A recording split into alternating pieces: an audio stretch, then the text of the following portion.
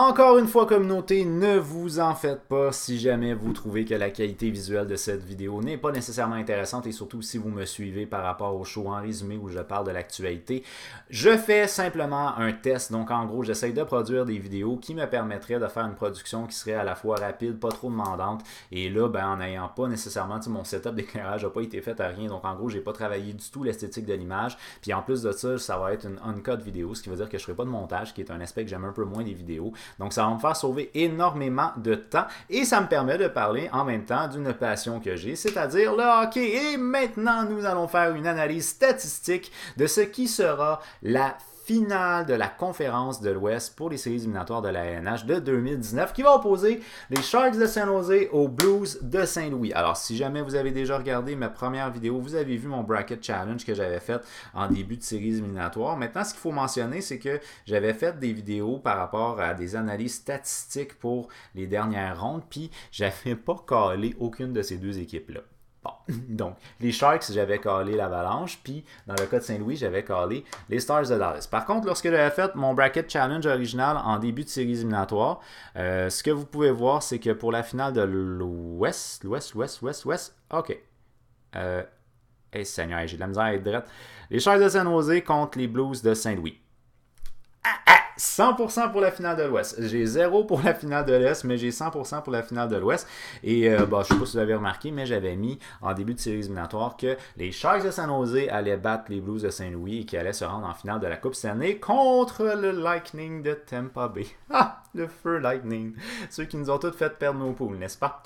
Bref. Maintenant, pour la série finale de l'Ouest, on a une opposition en deux équipes. C'est deux équipes qui sont physiques. C'est deux équipes qui sont lourdes sur patins. C'est deux équipes qui sont capables de brasser à cabane. Puis c'est deux équipes qui sont capables de compter des buts aussi. Donc, c'est ce qui fait que les Sharks de San Jose, pour moi, je les ai trouvés très intéressants sur un point de vue offensif. Et les Blues de Saint-Louis, j'ai trouvé, ils sont intéressants sur un point de vue offensif, mais perso, je donnerais un avantage offensif à San Jose, défensif à Saint-Louis. C'est mon opinion. On va voir un petit peu pourquoi. Je vous ai regroupé ça avec les statistiques d'équipe en haut, avec les statistiques individuelles en bas. Puis ça, c'est des statistiques avancées que j'ai mis complètement dans le bas des tableaux. Là. Je ne sais pas si vous les voyez bien. Ça a l'air pas si mal quand même. Alors, on va commencer d'abord avec les statistiques qui sont les statistiques d'équipe. Dans le cas de San Jose, lors de leur dernière ronde, donc lors de leur opposition avec l'Avalanche du Colorado, San Jose avait une moyenne de buts marqués de 2,86. Par opposition aux Blues, lors de leur série contre les Stars, il y avait une moyenne de buts marqués de 2,57. On parle d'un léger avantage ici pour les Sharks de San Jose. C'est un avantage au niveau de l'attaque qui peut être intéressant. C'est quand même pas exceptionnel comme genre de différence, mais quand même, ça peut être intéressant. Au niveau des buts contre, les Sharks de San Jose ont une moyenne de 2,57 buts accordés contre l'Avalanche du Colorado, alors que les Blues de Saint-Louis, eux, ont une moyenne de buts accordés de 2,43 contre les Stars de Dallas. On est pratiquement à l'égalité pour les buts accordés. Il n'y a rien d'exceptionnel à ce niveau-là. Par contre, au niveau des mises au jeu que j'ai marquées en anglais, face-off, 52% pour les Sharks lors de leur dernière ronde, et 46,3 pour les Blues lors de leur dernière ronde. Alors là, on a un avantage qui est un avantage notable, c'est celui de commencer avec la rondelle. À 52% versus à 46%, 46,3, on peut dire 46, là, on a un avantage clair pour les Sharks de San Jose. Donc un petit avantage sur un point de vue des buts marqués, un avantage au niveau des mises au jeu, pas vraiment d'avantage sur les buts contre, ça va du côté des Stars pour ma première ligne. Ma deuxième ligne, c'est les unités spéciales. L'avantage numérique des Sharks lors de leur dernière ronde, 10%. L'infériorité numérique, 91,3%. Du côté des Blues, 9,1% pour l'avantage numérique, 71,4% pour l'infériorité. Là, il faut qu'on se le dise. Les Blues faisaient face lors de la dernière série aux Stars de Dallas, qui était un des meilleurs désavantages numériques de la Ligue en séries éliminatoires. Il y avait 100% d'efficacité après la première ronde. Alors, 9,1% par opposition à 10% pour les Sharks, je donne quand même l'avantage à Saint-Louis. Parce qu'ils ont fait face à tout un désavantage numérique. Et Ben Bishop était en feu. Fac, avantage pour l'avantage numérique, clair aux Blues de Saint-Louis, en mon sens. C'est pas statistique absolue, là, mais en mon sens. L'infériorité numérique, 91,3 pour les Sharks, 71,4 pour les Blues. On se pose pas de questions. Net avantage pour les Sharks. Fait que c'est départagé ici au niveau des unités spéciales. Je donnerais pas nécessairement un avantage très très fort, mais si j'avais à donner un avantage, je donnerais quand même un petit peu plus aux Sharks de San Jose parce que le fait d'avoir des pénalités ne représente pas vraiment un immense problème pour eux autres. Maintenant, une chose qui, je pense, avait quand même surpris, ou qui peut surprendre certaines personnes, c'est sur le fait qu'il y a beaucoup de gens qui croient que les Sharks, c'est une équipe qui joue vraiment très physique. Et pourtant, au niveau des mises en échec, on parle de 169 mises en échec contre 199. Alors, avantage pour les Blues frappent plus que les Sharks, même si ça peut sembler étonnant, et pourtant les Sharks ne sont même pas l'équipe qui frappe le plus. Alors, je pense que c'était les Blue Jackets qui frappaient le plus. Alors, c'est peut-être étonnant, la majorité des gens avec qui je parle s'imaginent que les Sharks c'est une équipe qui frappe beaucoup, mais honnêtement, les Blue Jackets, les Bruins de Boston sont des équipes qui frappent plus que les Sharks. Fait bref, je pense pas que ça va être quelque chose d'important parce que même si les Blues frappent plus que les Sharks, c'est assez difficile de faire mal aux Sharks pareil. C'est une équipe qui est forte physiquement, fait que ça ne changera pas grand-chose d'après moi, mais je voulais le souligner pareil parce que c'est peut-être une forme de préjugé qu'on a et qui n'est pas nécessairement réel. Au niveau des tirs bloqués, 126 pour les Sharks, 89 pour les Blues. Net avantage pour les Sharks. Et pour ceux qui me connaissent, j'adore cette statistique-là parce que ça prouve que cette équipe-là est prête à prendre des shots à la gueule pour empêcher un but, alors que cette équipe-là est prête à le faire aussi, mais un peu moins. Alors, je vais donner l'avantage ici aux Sharks de San Jose. By the way, on est dans la section statistiques à Yves ici en ce moment. C'est des statistiques que j'ai choisies personnellement dans un lot d'un paquet de statistiques qui, je pense, peuvent peut-être influencer la série, sauf pour les mises en échec. Ça, c'était plus pour battre un préjugé, mettons. Maintenant, au niveau des giveaways, c'est-à-dire des pertes de contrôle de rondelles, on a une moyenne de 7,14 par match pour les Sharks de San Jose, par opposition à 10,71. Je pense que ça peut quand même changer les données parce qu'on est un petit peu plus conservateur au niveau des Sharks qu'on va l'être du côté des Blues. Fait que c'est ce qui fait que peut-être est-ce que ça peut être un avantage pour les Sharks du fait qu'on perd moins souvent le contrôle de la rondelle que du côté des Blues. Maintenant, au niveau des statistiques individuelles, écoutez, c'est impressionnant les Sharks. En tout cas, moi, je trouve ça impressionnant de voir qu'on est rendu en finale de l'Ouest et tu as 1, 2, 3 joueurs qui jouent pour une moyenne de buts par match de 1. Logan Couture, 14 matchs de jouer, 14 points, dont 9 buts. Overall, c'est le meilleur buteur. Overall, bon, on s'entend que pas loin, là, mais quand même, overall, c'est le meilleur buteur. Brett Burns, 14 matchs, 14 points, 5 buts. Thomas Hertel, 14 matchs, 14 points, 9 buts. À eux seuls, 18 buts. C'est quand même impressionnant et on a, et là je mettais juste les deux meilleurs buteurs du côté des Sharks, et là on a quand même un top 3 qui fait 1 point par match depuis le début des séries éliminatoires.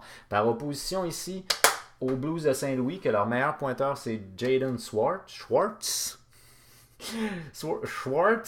a 11 points en 13 matchs, dont 8 buts, ce qui est très bon. Il y a une moyenne de 0,85. Fait que si, mettons, Schwartz, on le laisse à 13 matchs, là, si Schwartz à 0,85 points par match jouait pour les Sharks de San Jose, ben, il serait quand même plus ou moins... Ben, je pense qu'il serait en dessous d'Eric Carlson. Fait qu'il serait 1, 2, 3, 4, 5e meilleur pointeur. Le meilleur pointeur des Blues serait 5e meilleur pointeur s'il jouait pour les Sharks. Fait que je pense qu'on a quand même un aspect offensif qui est très intéressant du côté des Sharks.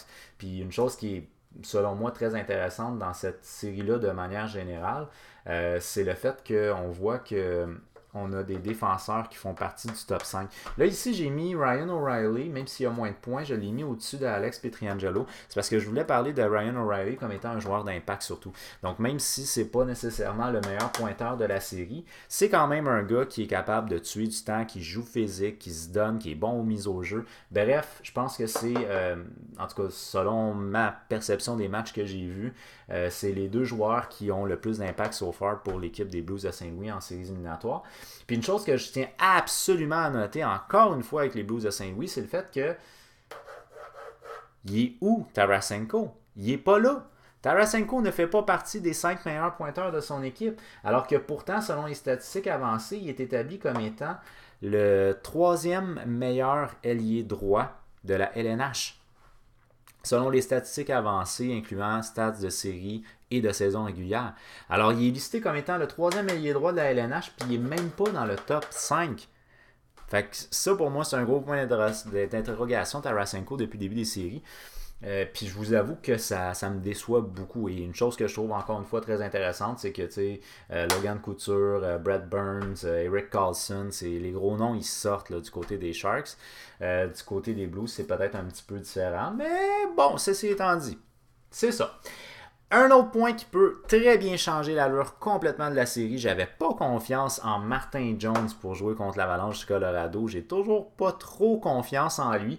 Il est quand même pas trop mauvais, là, une moyenne de 2,72 avec 910, mais tu sais, je sais pas. Des fois, je le file bien en confiance, des fois pas du tout. Mais Binnington, oui, je sais pas qu'est-ce qu'il y a, même si sa moyenne est quand même pas exceptionnelle. Là, il est pas à 0,86, là, mais quand même, tu sais, 2,39, 915. Il est tout le temps en confiance, puis il reste calme. Fait que lui, c'est confiance fois 1000. C'est tout ce que j'ai à dire. Plus que Martin Jones, selon moi. Enfin, bref. Maintenant, des choses que je veux mentionner au niveau des statistiques avancées, ben, c'est le fait que la ligne de Evander Kane, Thomas Hertel et Donskoy est listée comme étant la 7e meilleure deuxième ligne de la LNH en statistiques avancées, en incluant saison régulière et séries éliminatoires. Fait que quand même, leur deuxième ligne, elle est numéro 7. Allons voir de l'autre côté. La première ligne des Blues de Saint-Louis, Schwartz, Schenn, Tarasenko, elle est listée comme étant la 9e meilleure première ligne. Fait que l'avantage que je donne, première ligne d'attaque à Saint-Louis, deuxième ligne d'attaque, je le donne à Saint-Nosé. Au niveau des défenses, écoute, au niveau des défenses, je vous le cache pas, là, j'ai mis la défense des Blues par respect, parce qu'il fallait que je le fasse. Mais Vlasic, Burns, première paire de défense au travers de toute la ligue, saison régulière, playoff, ils sont listés 3e. Dylan Carlson, deuxième paire de défense au travers de toute la ligue, blablabla, listé 7e. Fait que si on regarde la première paire de défense des Blues de Saint-Louis, de manière générale, selon une tendance, Edmundson et Pietrangelo sont listés 9e. 9e par opposition à 3e. Alors franchement, là, les deux premières paires des Sharks, elle est exceptionnelle. Leurs attaquants produisent, ils sont inspirés, ils frappent, ils font tout. Tout. Mais j'aime pas tant Martin Jones. En tant que gardien de but numéro 1, statistiques avancées, saison régulière, blablabla, il est listé comme étant 55e. Binnington, malgré le fait qu'il est à sa première année, il est listé 35e en tant que gardien de but partant au travers de la Ligue en statistiques avancées. Jones a de l'expérience, puis il est listé 55, Binnington y est 35. Fait que je pense que ça en dit quand même assez long. Alors si jamais vous n'avez pas regardé ben les séries qui ont opposé ces deux équipes-là à leurs différents opposants, moi ce que je peux vous dire, c'est que Binnington en est un qui me surprend beaucoup et franchement, il fait très fort. Schwartz, c'est un joueur qui est exceptionnel jusqu'à là depuis le début des séries pour les Blues. Ryan O'Reilly également, c'est un gars qui ressort à tous les niveaux du jeu, alors super intéressant à voir. Du côté des Sharks, ce que j'ai remarqué, c'est qu'ils ont une attaque qui est diversifiée, qui est très forte. Logan Couture qui a fait très fort, il est inspirant, il est inspiré. Brad Burns, il fait bien, mais il fait pas mal toujours bien. Fait que, tu sais, ça va bien. Eric Carlson, c'est à peu près le même principe. Des bonnes séries so far. C'est un gars aussi qui est quand même très inspirant. Et Joe Pavelski, tout le blablabla, tout le noyau de l'équipe. Ce qu'il faut mentionner, c'est que les Sharks, c'est une équipe qui est peut-être un petit peu plus vieille. Là, je regarde vite leur top de leurs joueurs. Logan Couture, 30 ans. Brad Burns, 34. Carlson, 28. Gustav Lundqvist, 29. Evander Kane, 27. Fait que c'est pas des gars qui sont nécessairement dans leurs plus jeunes années, mais c'est des gars qui sont d'expérience. Du côté des Blues, on a aussi quand même pas mal d'expérience. Schwartz, 26 ans, O'Reilly, 28 ans, Bozak, 33 ans, Perron, 30 ans. Robert Thomas, ça, c'est des gars qui sont intéressants à mentionner. Timo Meier a 22 ans du côté des Sharks, puis Robert Thomas a 19 ans du côté des Blues. Robert Thomas, jusqu'à date, à l'âge de 19 ans, il a 13 matchs de jouer, un but pour 5 points. C'est aussi un joueur qui peut être intéressant que je n'ai pas marqué. Il est égal en nombre de points avec Vladimir Tarasenko, mais Tarasenko a quand même 5 buts. Il n'y a pas de pause. Bref, c'est un enjeu. Alors, s'il y avait à faire des prédictions concernant cette série-là, comme je vous ai dit, moi, initialement dans mon Bracket Challenge, j'avais mis que les Sharks allaient gagner contre les Blues en finale de l'Ouest. Puis je me maintiendrai. Je me maintiendrai parce que je donne un avantage quand même assez important au niveau de l'infériorité numérique aux Sharks. Ce qui fait qu'ils vont pouvoir, même s'ils ne frappent pas beaucoup, ils peuvent pogner des pénalités puis être beaucoup plus en confiance que les Blues, qui eux autres ont vraiment une infériorité qui est plutôt faible. En tout cas, pour la dernière série.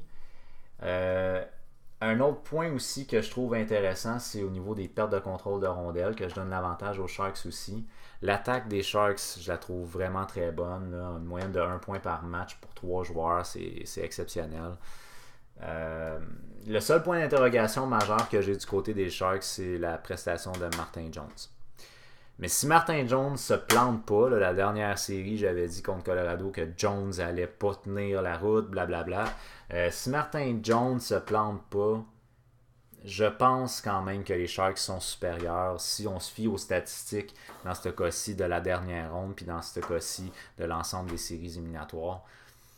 Je pense que les Sharks selon moi, sont favoris pour remporter cette série-là. Et en plus, ils ont l'avantage de la glace. Puis l'ambiance est forte quand même à San Jose. Alors, c'est mon opinion à moi, mais j'aimerais savoir votre opinion à vous. D'après vous, qui va gagner cette finale de la conférence de l'Ouest-là? Est-ce que c'est les Sharks de San Jose ou est-ce que c'est les Blues de Saint-Louis? Faites-le moi savoir au travers des commentaires. J'ai bien hâte de pouvoir lire ça. Alors, sur ça, moi, je vous dis à une prochaine fois et j'ai déjà hâte de vous voir. Bye bye!